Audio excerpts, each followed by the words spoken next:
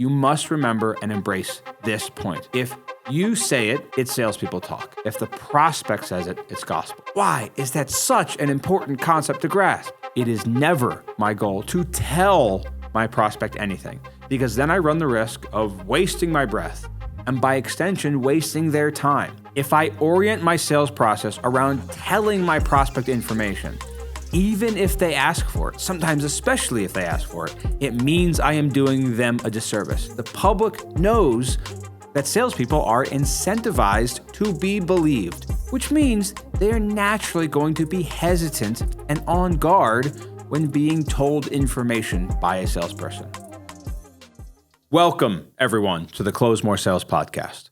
On today's episode, we're going to talk about the art of using strategic questions to not just maintain control of the conversation and sometimes regain control, but make sure you can guide your prospect to the inevitable conclusion of wanting to move forward with you. And mastering this is incredibly powerful. And if you actually utilize this skill consistently, you never feel like you lose control in a sales conversation ever again. So, why listen to the show? The purpose of this show is to empower sales professionals and entrepreneurs to push themselves to grow, achieve unimaginable success. You couldn't even imagine it without burning out, and ultimately transform their lives. I'm Ian Ross, and I am obsessed with all things sales, and I work with teams across the English-speaking world to make more money by asking better questions, what we're going to talk about today.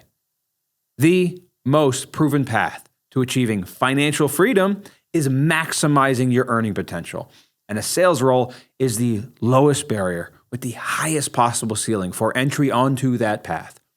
Anyone can become a killer salesperson with the right techniques, mindset, and consistency. Everything we cover on this podcast is geared towards one thing: helping you close more sales so you can live the life you want. We found out that we have a lot more listeners and viewers than are actually subscribed and followed. So if you find value in what we talk about here, please subscribe, follow the podcast, and share this video, share this particular podcast, share this episode, share it with your friends, share it with your coworkers, anyone you know who you think could benefit from what we go over on this show. And if you want a cheat sheet on exactly what to say on a follow-up call, text follow up, that's 2 words, follow up, to 33777, and we'll send that to you for free. So, why strategic questioning matters. Strategic questioning, and using strategic questions, is a cornerstone of elite salesmanship. And I do not use that term, elite salesmanship. I do not use that term loosely. This not only helps you regain control when conversations veer off course, but more importantly than that, it also subtly guides prospects towards acknowledging their needs and your solutions as exactly what they need to solve their needs, right? There's an old saying here, which is really true in sales conversations, more true than anywhere else, which is he who asks the questions controls the conversation. This is absolutely crucial to understand as a sales professional and should help you realize that when you are in control, just as importantly when you are not in control of the sale. So why do strategic questions, why do they play such a crucial role in sales in general? Also, by the way, am I saying that whenever I'm asked a question that you should, or me, whatever, the sales professional should immediately answer it with another question? No. If you do this correctly, questions do a lot more than simply help you maintain control, okay? Your word choice allows you to actually influence decision-making, and I will break down how you can start to do that in a moment here. First, though, think about what does it mean to control the dialogue, right? Controlling the dialogue helps you maintain the sales process the way you like it to without overt pressure, and it enhances rapport and trust, and I do mean those really is tied together. When it comes to trying to demonstrate value in whatever it is you sell, and also as it relates to dealing with objections, you must remember and embrace this point. If you say it, it's salespeople talk. If the prospect says it, it's gospel. Why is that such an important concept to grasp? It is never my goal to tell my prospect anything, because then I run the risk of wasting my breath and by extension, wasting their time. Let me repeat this point to make sure this hits home.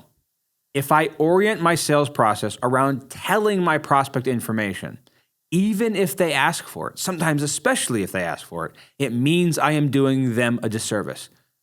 What do you mean, Ian? That seems crazy. How can you say that so confidently? We have the data, okay? The jury is back and they've given their verdict. The public knows that salespeople are incentivized to be believed, which means they are naturally going to be hesitant and on guard when being told information by a salesperson.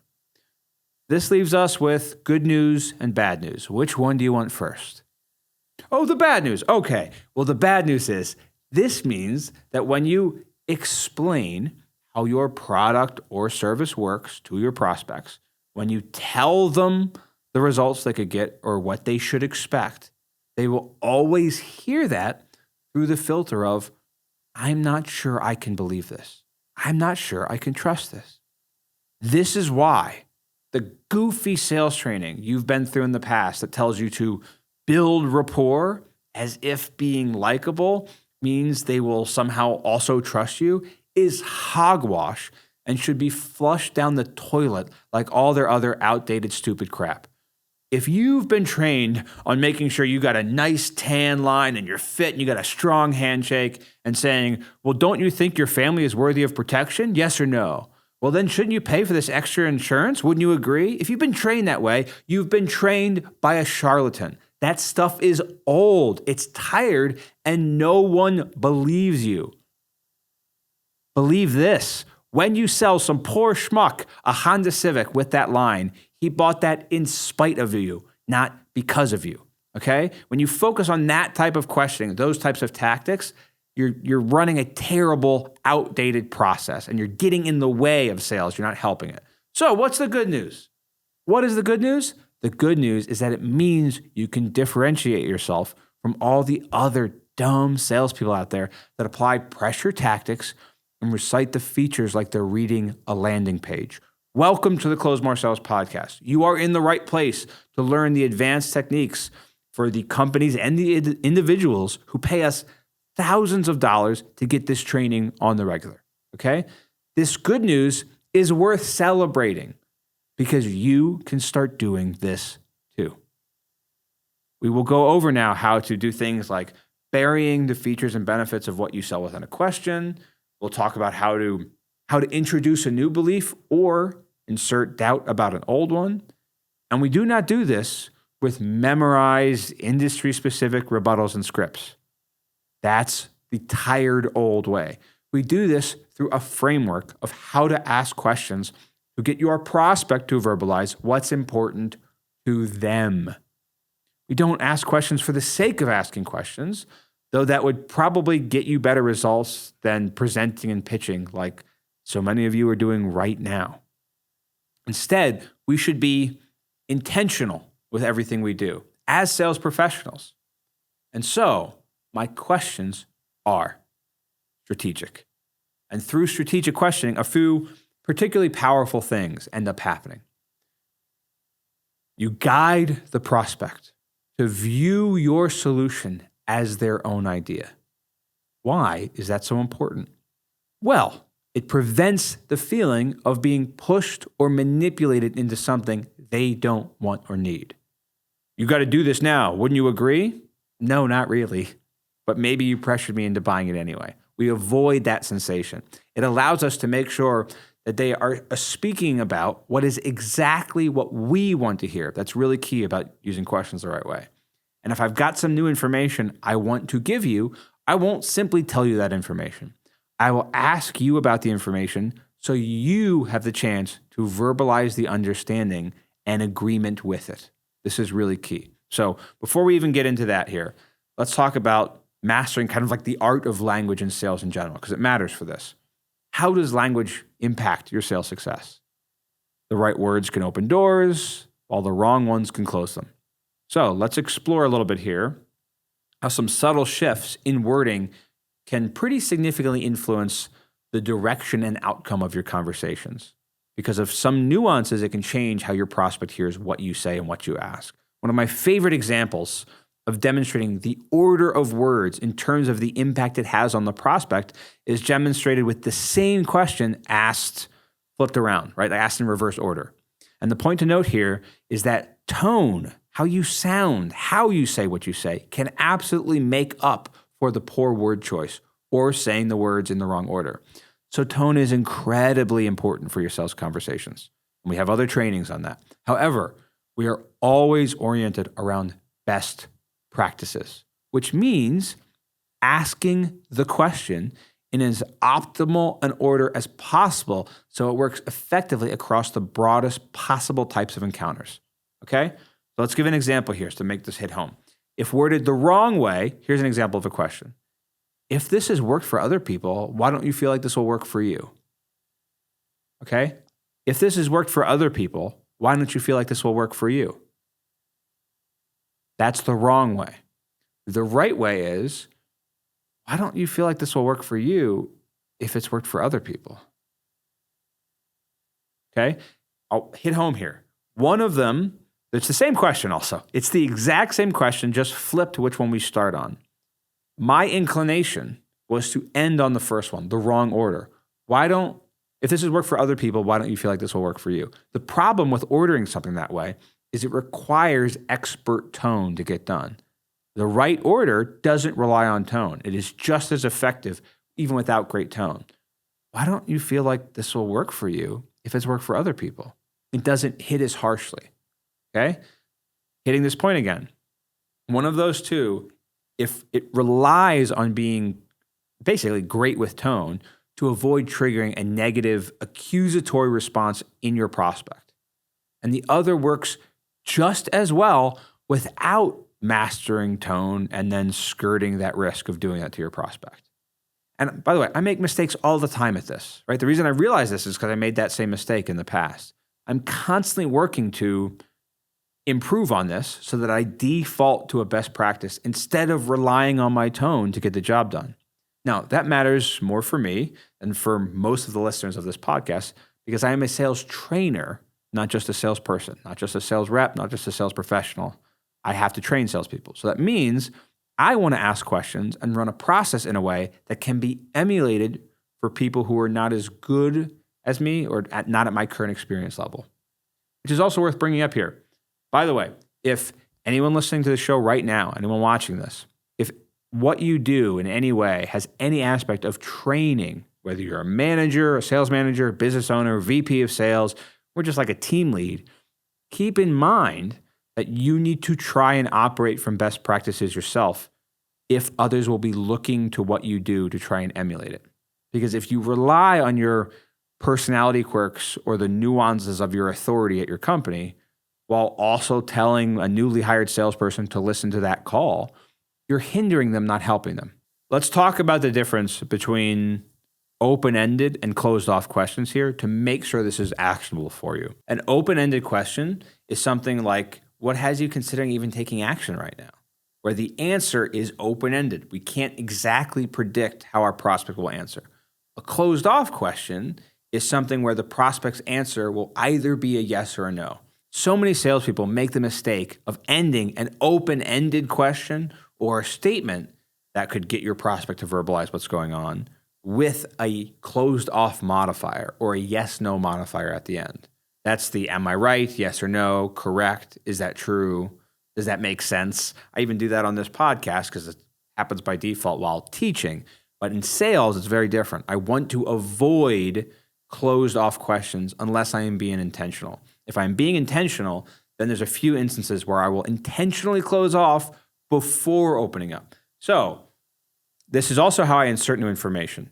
So an example of closing off before opening up could be getting permission to ask a tough question. Hey, have you even considered what it would look like if you took action right now? That's a yes or no question, but that's done with tone and in a way to then go into an open-ended question based on the prospect answering. So if I go, have you even considered taking action right now? And I might go, Yeah, I've considered it. Okay, tell me a little bit about what you've considered. Now it's open-ended. But it's being aware that a question is an ask, and an ask requires more effort to answer than the question itself, especially when it's open-ended. So before I go into, tell me about everything that's going on, I might intentionally introduce the topic by going with a question that is intentionally closed off. But the goal after that is always to open it up so the prospect can verbalize what is important to them. That's closing off before opening up if it's a tougher question.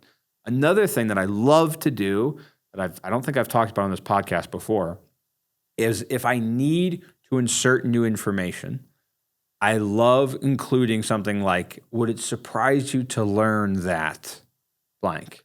And then there's the information is within there, or a third-party story detailing the information that I want to convey to my prospect is within that question. So an example might be if someone's saying, I don't want to what do I know off the top of my head? Sales training. I don't want to invest in sales training. I want to improve my marketing. And I would ask, would it surprise you to learn that most of the people who benefit the most from sales training didn't actually think they had a sales problem? They thought it was a marketing problem first, right? I'm introducing this new information as a question so the prospect can verbalize their agreement or understanding. Instead of simply telling you, hey, you're wrong to worry about your marketing. You should be focusing on sales, because then you won't believe me. But if I introduce it, would it surprise you to learn? Would it surprise you to know? Would it surprise you to become aware of? Now I can include the feature, the benefit, something after that question, and it gets the prospect to verbalize some agreement. Why is that powerful? Because either if they say yes or no, it doesn't matter. Either one still works for me because I'm trying to get the information across. So if they go, yeah, that would surprise me. Yeah, it surprises most people. Or no, I guess that makes sense. I thought so too when I first heard that. I just continue on.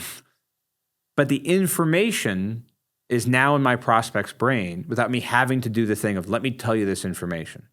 That's a really powerful point. I hope this is hitting home for those of you who haven't heard this concept before, so I will say it again.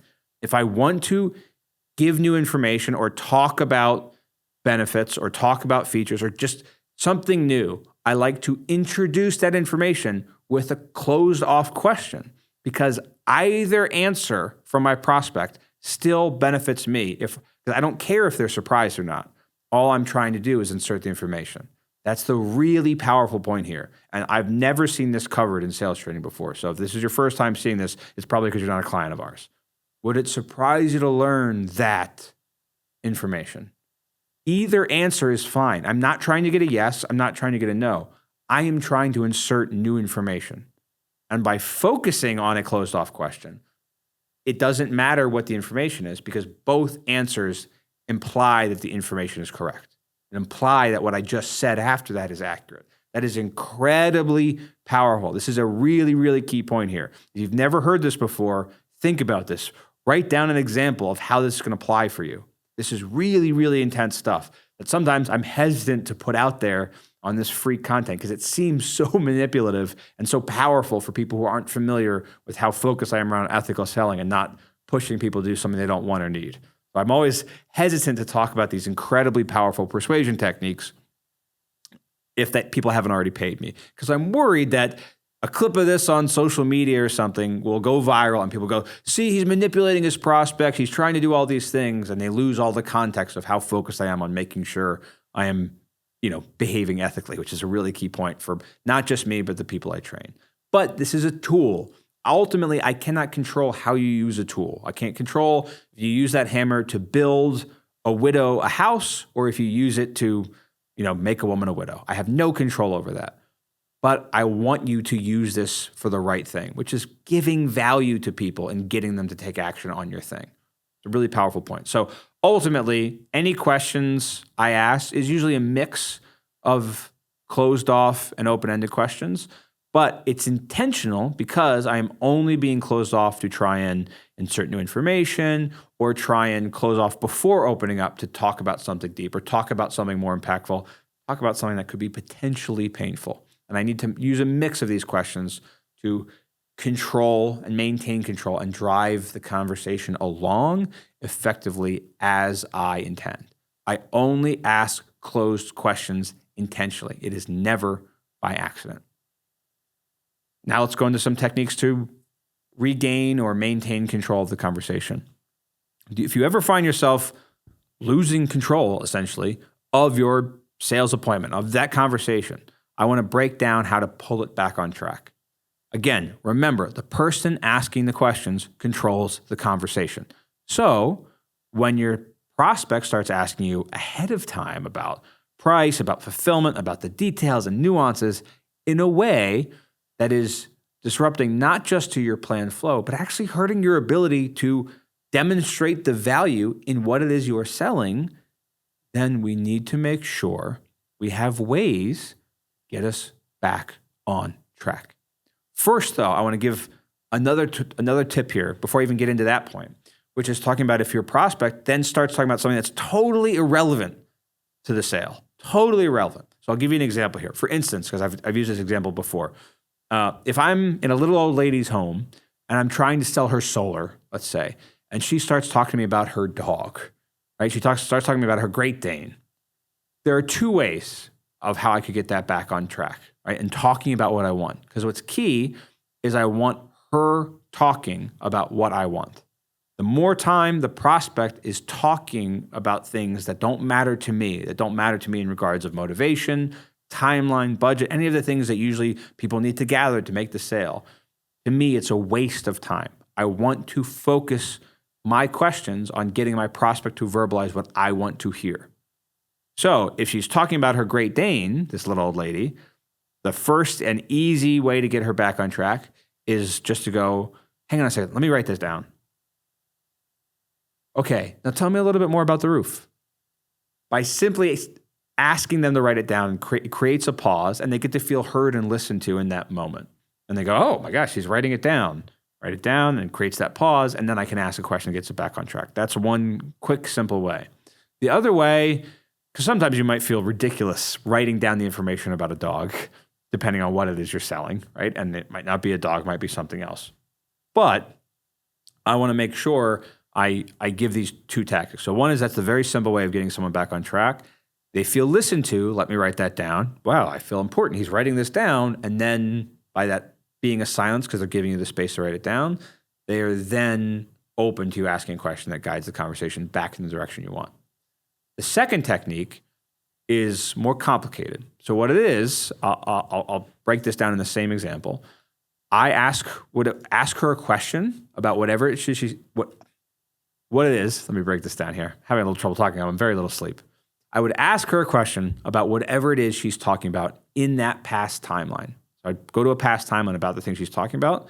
Then I would ask about the topic I want in that past timeline, and then bring it back to the present timeline. So let me demonstrate that now with the little old lady and her dog as if I'm trying to sell her solar. So I would say, she's talking about a Great Dane. I might go, hey, did you grow up with dogs like this? And because I'm demonstrating interest in this thing that she's trailing off about, she gets to feel listened to about it. One of the worst things you can do is going, yeah, I don't want to talk about that, right? You should know by now, hopefully, we want to avoid giving your prospects that type of sensation, because that irks them, that rubs them the wrong way, especially in a B2C type environment. B2B, maybe you can, because everyone's trying to be a little bit more respectful of each other's time. But if you're talking in any type of B2C space, certainly if you're talking to a little old lady, you're going to rub her the wrong way in that approach and totally make her go like, no, thank you. I suddenly don't like you anymore. I don't trust you as a result of that. Please leave my home. I don't want to buy what you're selling. So I want to make sure I'm able to get her back on track quickly and efficiently without giving her, leaving her with a bad taste in her mouth and making her be like, oh, I don't like this. So what I would say is, did you grow up with dogs like that? And she'd go, oh yeah, I always grew up with Great Danes. Had Great Danes growing up my whole life, and starts rambling on again. And I'd go, gotcha. And did you have the same size backyard as you do right now when you were growing up? Oh, well, not always, but you have to be near a yard to be able to have Great Danes run, because they got to get a lot of exercise. They're big dogs, And I go, gotcha. Okay. By the way, I noticed back there the foliage was a little overgrown, like the bushes are a little overgrown. Your neighbors haven't given you grief about that, have they? You've got good neighbors? No, they haven't given me any grief. They're great. I don't know. I don't think it's that overrun. I didn't think so either. I noticed it. So I was wondering, tell me a little bit more about the condition of the roof. Because you said there was a leak one time. Do you remember where that was? And now we're back on track. So again, I asked a question about the subject that she was talking about in a past timeline. Then in that past timeline, I asked a question about the subject matter I was interested in, the house. I brought it back to the yard in the past. Did you have yard like this growing up? And then I got more specific. Okay, we're back in the present. Tell me about the yard right now. It's overgrown. The neighbors complain. It seems like a peripheral question, but it's getting things back on track. No, they haven't complained. Okay, and then tell me about that roof again, which would matter in the context of selling solar. So that's the flow there. Watch that again if you want to see how that works. That's a really, really powerful aspect there of getting someone back on track. In terms of the next level here, man, this is powerful. This is called stacking questions. I've talked about this before on the podcast, but I want to briefly touch on this idea on stacking questions. Even though I've talked about it before, I want to get into this here because I want to make sure that these points hits home. And also, even though each episode, this one, like all the past ones, is designed to be listened to multiple times to make these concepts hit home so you can apply it, I'm aware that most people probably aren't willing to do that. And so repetition of a concept is required for that concept to be internalized and actually hit home so you can use it. So let's do a refresher on this here. Most people stack questions the wrong way, but I use or questions a lot, which is a version of stacking questions. Let me talk about it. My favorite or question, is this something you want to do soon, or is there something I'm missing? Either answer is in my favor. They either tell me it's something they wanted to do soon, or they tell me what's really going on. I figure out what the next steps are. Or I might go, is this something you want to do soon, or, right? So first off, is there something I'm missing? Is such a great it's such a great question, but there needs to be context. So I always want to include context before I ask that. It's a version of stacking questions, and that needs to be done precisely. Incorrectly stacked questions, right? If someone's looking to move out of their home, it sounds a little bit something like this. It sounds like, okay, do you know where you want to move to? Are you looking for another house, apartment? Are you going to live with family? Did you have a job lined up in a new city? Or maybe you weren't thinking about selling your place at all. Maybe you could just rent it out. What are they supposed to answer about that? That's incorrectly stacked questions. But a correctly stacked question would be like, would you mind telling me a little bit more about that? Like, what are the hesitations there? Those are two different questions. Would you mind telling me a little bit more about that? What are the hesitations there? Okay? Whenever I stack questions, I use different levels of questions here. So there's 3 levels of these types of questions. It's easy, tough, and direct in how I think about it. Okay, let's break those down here. So I always combine those levels when I am asking questions because in that first one, I could have easily put in an or. So it should always be done with different levels, never the same level. Let's give an example of 2 easy questions. Is the roof 10 or is it 15 years old? There was no reason to ask an or question there. Okay, we want to avoid stuff like that. So let's give some examples for each level. So for an easy question, it would come across like, can I ask you something? That's an easy question to answer. Sure, go ahead, right? That's an easy question. A tough question, what's been holding you back from making a real attempt? That's tough. That requires some effort for them to answer. There's pain, they have to think. Or something that's direct, especially as it relates to sales. When did you want to get started? That's pretty direct. It doesn't have to be tough. They don't have to do a lot of thinking. They might go tomorrow or I'm not interested. But those are the 3 different levels. So let's talk about some examples of how we combine 2 questions together, stack them with an or that we want to avoid. So 2 easy in a row. Is the roof 10 or is it 15 years old? We want to avoid that. 2 tough questions. Why are you afraid of change or what's been holding you back from a real attempt, right? Those are 2 tough questions. Whoa, I don't want to stack that way. Or 2 direct questions. Did you want to get started today or did you want to hold off entirely? It almost feels crazy to ask 2 direct questions. So let's get to some examples of correctly mixed levels of questions. Easy and tough, okay? would you mind telling me a little bit more about that? Or what are the hesitations there? First one, it's very easy. Would you mind telling me more about that? What are the hesitations there? That's the tough. Easy and direct. Do you feel like you've already attempted exactly what we have to offer, or is there a chance we might be able to help you? Right? Like, is there a chance is easy, but have you already attempted this? That might require a little bit more effort. So easy questions are great. They're getting buy-in and ensuring the prospect's brain is comfortable kind of engaging with the process of answering a question. Tough questions, they dig deeper into the prospect's challenges and the emotional state around those challenges. If we're asking questions around a pain, almost all of those are pretty tough.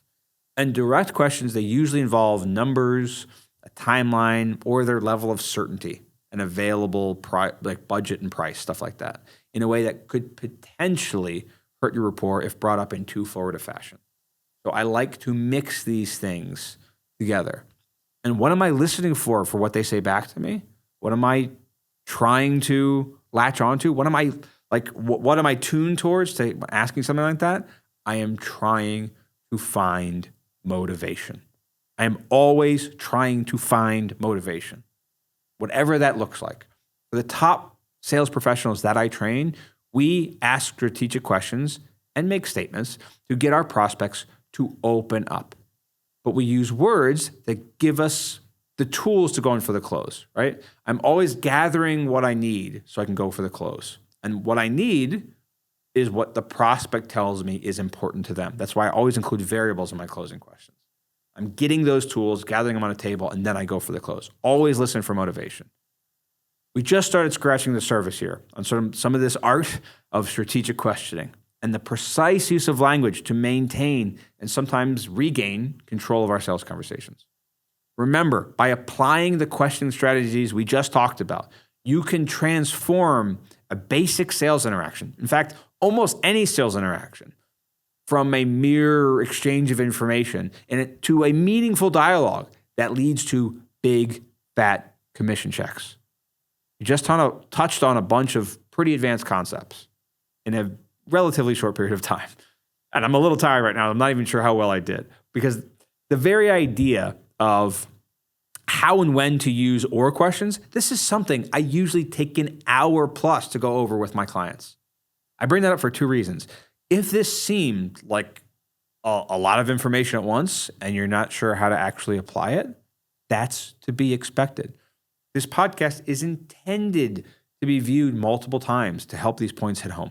Okay? That's normal. That's a normal reaction you're having right now, if that's how you feel. Whoa, that was a lot of stuff.